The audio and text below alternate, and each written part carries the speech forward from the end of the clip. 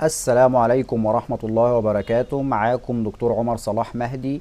هنتكلم النهاردة عن مشكلة جديدة بالنسبة للأطفال، ألا وهي التهاب الأذن الوسطى. هنتكلم يعني إيه التهاب الأذن الوسطى، إيه هي الأعراض اللي ممكن تظهر على الطفل لو عنده التهاب في الأذن الوسطى، وإيه هي العلاجات المناسبة لكل عرض منهم. عشان ما نطولش الفيديو كالعادة، يلا نبدأ كلام.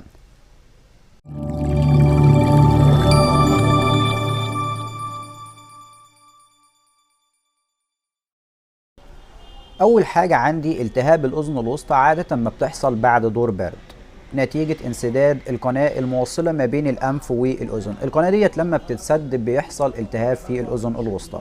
طيب إيه هي الأعراض اللي ممكن تظهر على الطفل لو عنده التهاب في الأذن الوسطى؟ أول حاجة عندي ألم في الودن.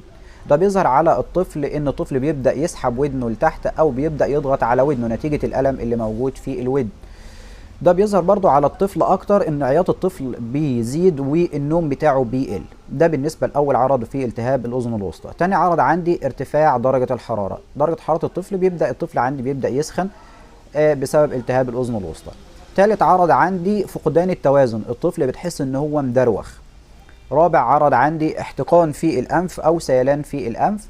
اخر عرض عندي تراكم طبقات الشمع في الاذن. بالنسبه للطفل يا اما بتظهر يا اما تراكم الطبقات الشمعيه، تمام، ده رقم واحد، يا اما بتظهر افرازات غامقه بالنسبه للطفل في الودن مع حكه شديده، الطفل بيبدا يقعد يهرش في ودنه، ده نتيجه بيكون التهاب فطري.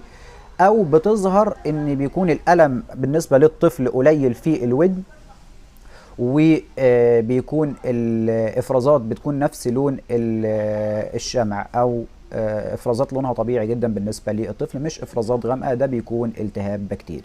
هعالج كل ده ازاي واعالج الاعراض دي كلها ازاي؟ يلا نشوف.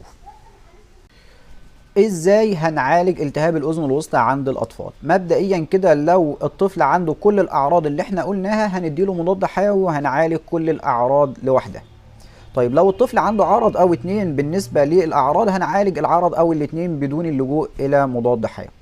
عشان نفكركم بس، جرعة المضاد الحيوي بتتاخد كاملة لالتهاب الاذن الوسطى، بتتاخد على الاقل 7 ايام، مش اقل من كده. جرعة المضاد الحيوي بالنسبة لالتهاب الاذن الوسطى مش اقل ان شاء الله من 7 ايام. طيب ايه هي افضل انواع المضادات الحيوية كحقن بالنسبة للاطفال؟ اول حاجة عندي مادة السيفتازيديم. السيفتازيديم موجودة في الفورتازيديم حقن وموجودة في الفورتم حقن. هتتاخد ازاي؟ هتتحل على 4 سم، 2 سم مية و2 سم ديكسا، تمام، ويتاخد 2 سم كل 12 ساعة لمدة يومين. ده بالنسبة للفورتازيديم. تاني مادة عندي في الحقن مادة السيفوبيرازول اللي موجودة في السفرون او موجودة في السيفوبيد.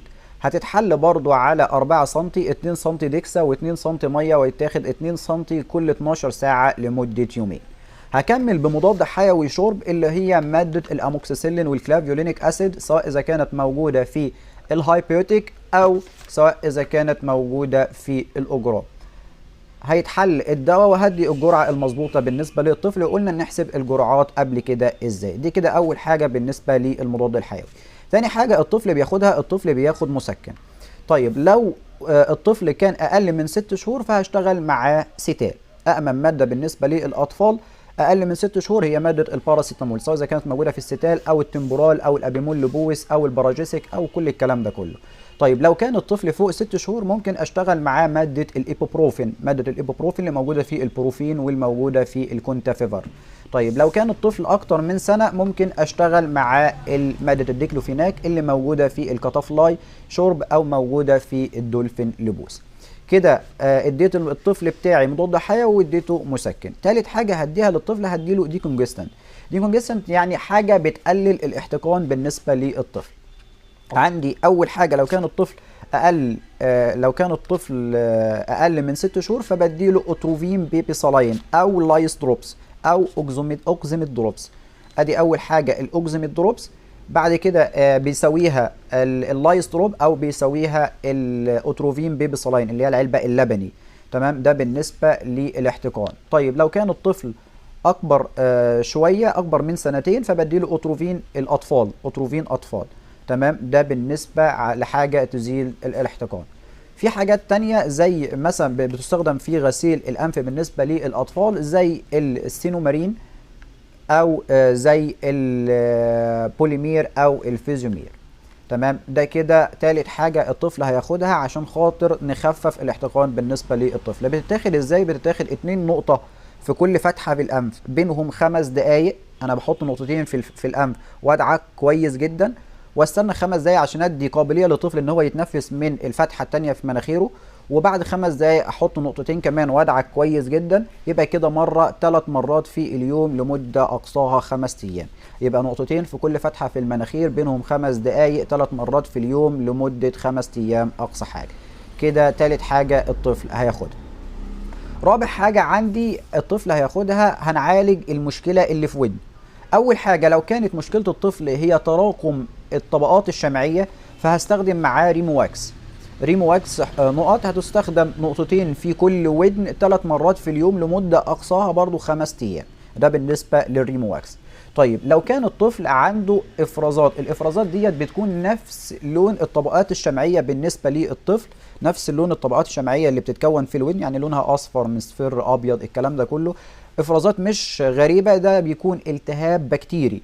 التهاب بكتيري هشتغل معاه بانتي بكتيريال حاجه زي السيبرو نقطه 3 مرات في الودن لمده 5 ايام، او ممكن اشتغل توبراديكس نقطه برضو 3 مرات لمده 5 ايام، او ممكن اشتغل اوتال نقطة في كل ودن 3 مرات لمدة 5 ايام. طيب ده بالنسبة لو كان الافرازات لونها نفس لون الطبقات الشمعية.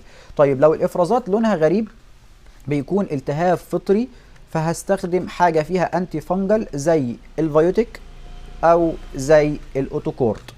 لو لا فيوتيك لا اوتوكورت اي حاجه منهم ممكن اشتغل معاهم مع الطفل. بتتاخد نقطه في كل اذن 3 مرات يوميا لمده كده يبقى عالجنا كل الاعراض اللي موجوده عند الطفل اللي عنده التهاب اذن وسطى. في النهايه لو حضرتك استفدت منا ولو بمعلومه واحده نتمنى ان حضرتك تتابعنا. في الختام سبحانك اللهم بحمدك نشهد ان لا اله الا انت نستغفرك ونتوب اليك. والسلام عليكم ورحمة الله وبركاته.